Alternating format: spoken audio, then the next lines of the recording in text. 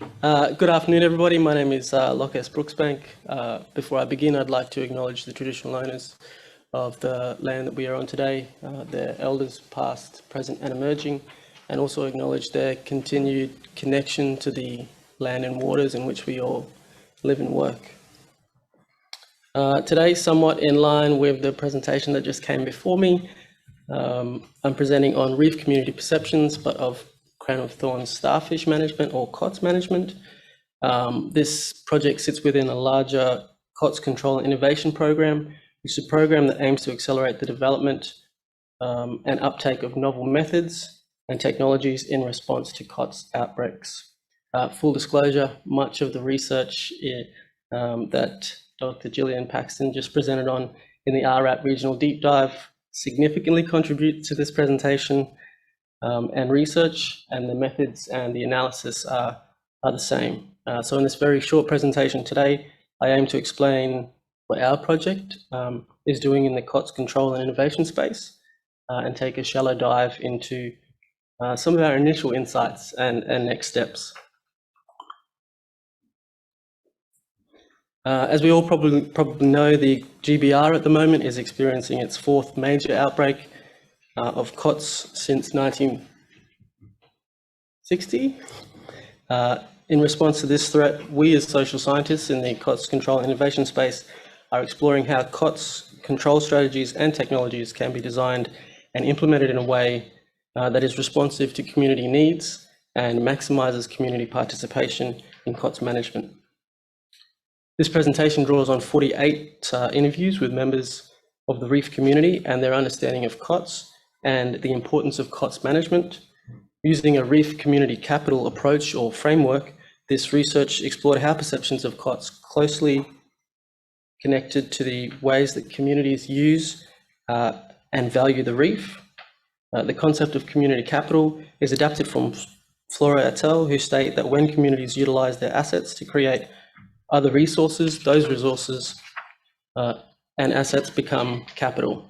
The concept is used here to emphasize that the Reef and COTS management are both utilized and valued in multiple ways.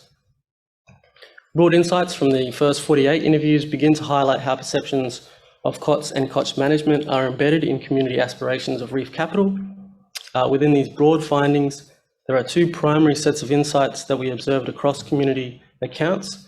The first being ambivalence and uncertainty to COTS and COTS management, and the second being that Reef and COTS management becomes different things and offers different kinds of value to different communities. Within these broad observations, we highlight a few tensions. As I mentioned, the first set of insights emphasize a level of ambivalence when defining and talking about COTS.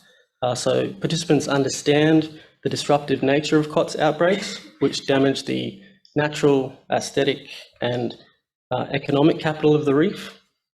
But this negative recognition was countered by participants talking to the moral arguments surrounding COTS' kind of right to belong in the Reef ecosystem, because they were always there. Other narratives tended to moderate the COTS threat, weighing its impact up against larger threats such as climate change, bleaching, and cyclones, while other participants discussed whether targeting COTS actually detracted from the larger collective responsibility to care for the Reef in better ways. Our second set of insights emphasise the positive perceptions associated with COTS management and its enhancement of Reef capital.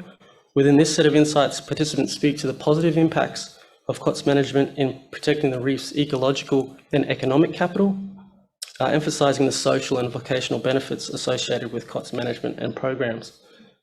Within this set of insights, some concerns were expressed around the distribution of benefits from COTS management, so whether the ecological benefit was enough to justify the level of funding that COTS management attracts, as well as some concerns highlighted the need to potentially better include marginalised communities in COTS management and programs.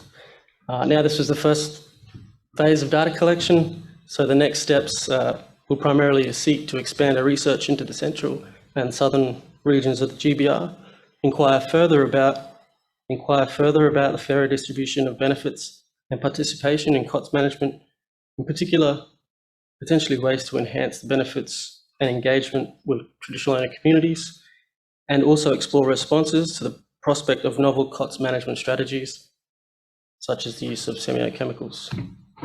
And you can ask us about it later if you like.